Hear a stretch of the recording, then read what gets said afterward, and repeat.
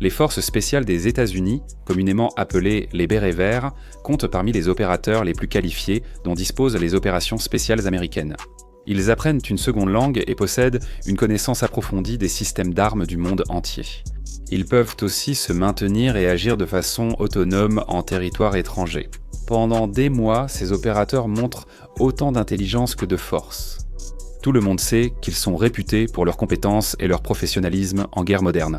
Le titre de béret vert a déjà beaucoup de valeur, mais il existe des opportunités pour atteindre un niveau rare. Imaginez tout ce qu'est un béret vert. Mais ajoutez à cela une maîtrise de l'action directe, des assauts, et une capacité à participer et à exceller dans certaines des missions les plus secrètes et intenses de l'armée américaine. Ce serait un béret vert et la célèbre Delta Force, l'une des unités de niveau 1 d'élite de l'armée américaine. Cela soulève la question. Si les bérets verts sont si compétents, pourquoi ont-ils un homologue de niveau 1 ? Quelles sont les différences entre un béret vert de niveau 1 et un béret vert de niveau 2 ? Surtout, que contribuent-ils chacun aux opérations spéciales ? Nous répondrons à toutes ces questions et plus encore. Rejoignez-nous alors que nous comparons deux des communautés les plus respectées et talentueuses de l'armée américaine, Béret Vert contre Force Delta. Avant de plonger dans les complexités fascinantes et les différences entre les bérets verts de niveau 1 et les bérets verts de niveau 2, clarifions d'abord quelques points. C'est important. Même si la Force Delta recrute dans toutes les branches de l'armée américaine, il n'est pas nécessaire d'être dans les opérations spéciales pour postuler. Beaucoup sont des bérets verts. Dans cette vidéo, nous nous concentrerons sur ceux qui sont opérateurs de la Force Delta. En dehors des unités de niveau 1, les unités militaires ne sont généralement pas nommées par leur numéro de niveau. Vous ne verrez pas les bérets inverses se désigner eux-mêmes comme une unité de niveau 2, et vous ne verrez pas vraiment la Force Delta se désigner comme une unité de niveau 1. Le système de niveau sert souvent à organiser ou marginaliser tacitement les unités militaires. En résumé, on utilise surtout les termes de niveau 1 et 2 par simplicité. Ne laissez pas le chiffre définir l'unité. Les bérets verts et la Delta Force se distinguent par leur mission, objectifs et financement. Les forces spéciales de l'armée américaine, connues du public comme les bérets verts, se surnomment les professionnels discrets. Un béret vert de l'armée américaine maîtrise la défense intérieure étrangère et la guerre non conventionnelle. Ils peuvent être en Amérique du Sud pour former la police militaire contre les cartels ou organiser des armées de guérilla au Vietnam. En résumé, ils peuvent être envoyés loin derrière les lignes ennemies avec peu de soutien et transformer des guérilleros locaux en armée. Et accomplir cela n'est pas une mince affaire. Pour bien s'intégrer avec leurs partenaires, ils s'entraînent à devenir des experts de la culture et de la langue. Capables de conquérir leur cœur et esprit, vous allez découvrir qu'un béret vert cache bien plus que cela. Chaque béret vert occupe un rôle clé dans son équipe de 12 hommes, appelé Détachement opérationnel Alpha. Détachement opérationnel Alpha, grâce à ses compétences uniques issues de sa formation et spécialité militaire. Or 18 X-Ray. La communauté des bérets verts compte 8 spécialités militaires visibles à l'écran. Elles incluent des spécialistes en armement, médecins, sous-officiers supérieurs et officiers.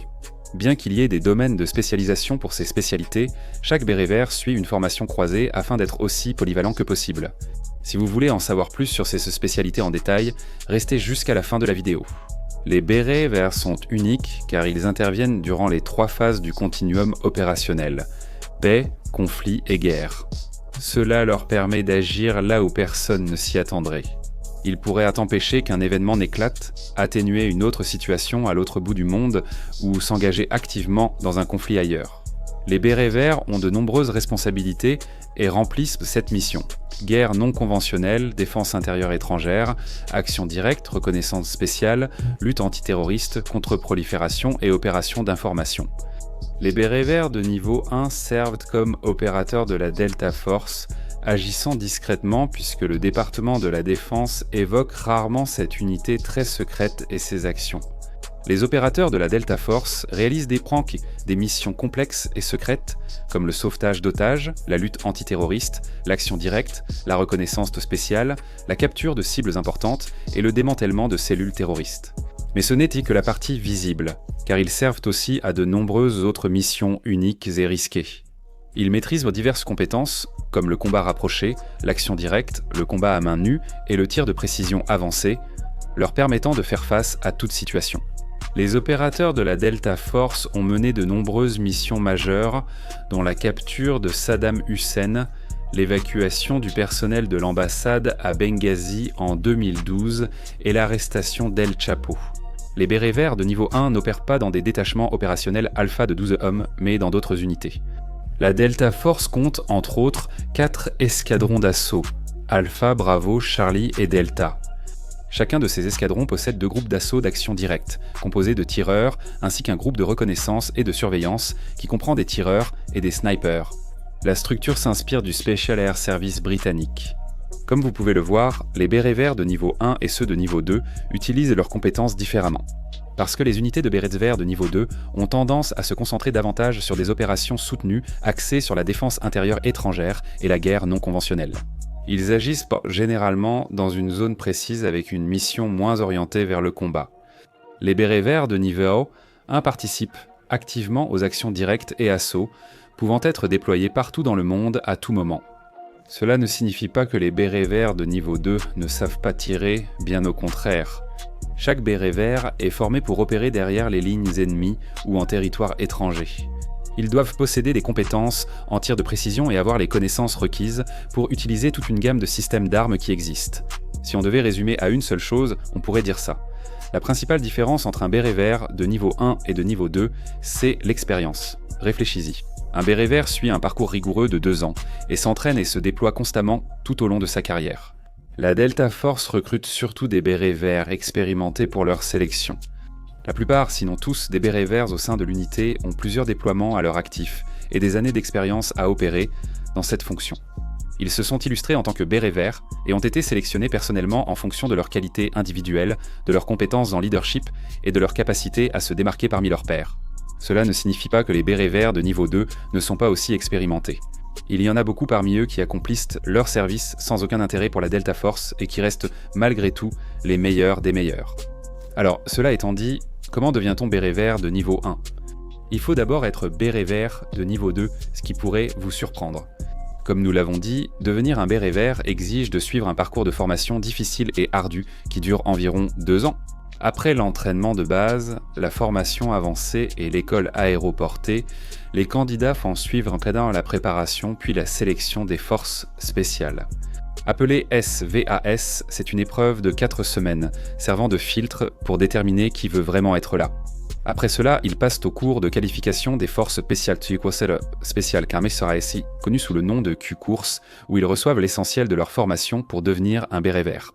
Comme leur formation en maîtrise des langues et la formation spécifique à leur spécialité militaire.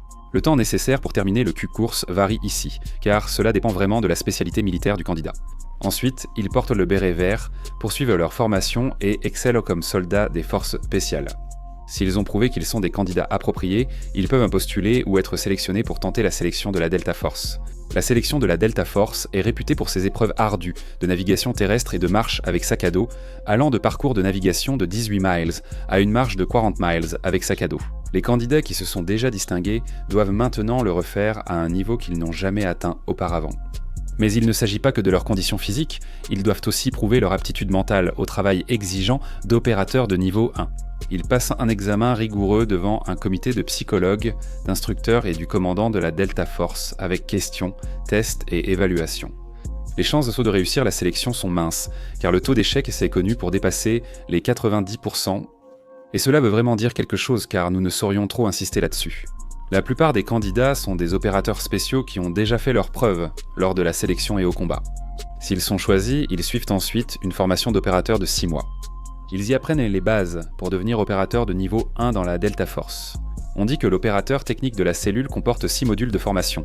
Le tir de précision, les démolitions et les techniques d'effraction, les compétences combinées, les techniques de renseignement, la protection rapprochée, puis un exercice final de synthèse. Alors, la prochaine fois que vous entendez parler de la Delta Force ou que quelqu'un la mentionne, vous pourrez leur en parler. Jusqu'où ces opérateurs doivent-ils aller pour être les meilleurs ? Les bérets verts de niveau 1 et 2 comptent parmi les opérateurs spéciaux les plus compétents et uniques des forces spéciales. Alors que les bérets verts de niveau 1 peuvent suivre une formation supplémentaire et accomplir des missions encore plus pointues. Ne quittez pas cette vidéo en pensant qu'un opérateur de la Delta Force est meilleur ou plus impressionnant qu'un béret vert. Appréciez cela. Tous deux dépassent leur devoir pour servir et protéger les États-Unis avec honneur. Pour plus de comparaisons entre unités de niveau 1 et 2, consultez nos vidéos sur les Rangers de l'armée et les SEALs de la marine. Allez les voir si vous voulez en savoir plus sur les opérations spéciales. Notre vidéo détaille aussi les différentes spécialités des Beretta verts. Les liens sont dans la description ci-dessous. Nous avons aussi un site web où nous comptons développer nos ressources et informations. Des blogs à l'équipement pour vous entraîner, ce n'est que le début. Allez voir s'il vous plaît. Le lien de notre site est aussi en description. Voilà le résumé des bérets verts contre la Delta Force. Si vous avez appris quelque chose grâce à cette vidéo, n'oubliez pas de nous mettre un like et de vous abonner à notre chaîne. Comme toujours, merci de nous avoir regardés. Tous tes amis s'abonnent à General Discharge et toi, tu n'as même pas envie d'être ici.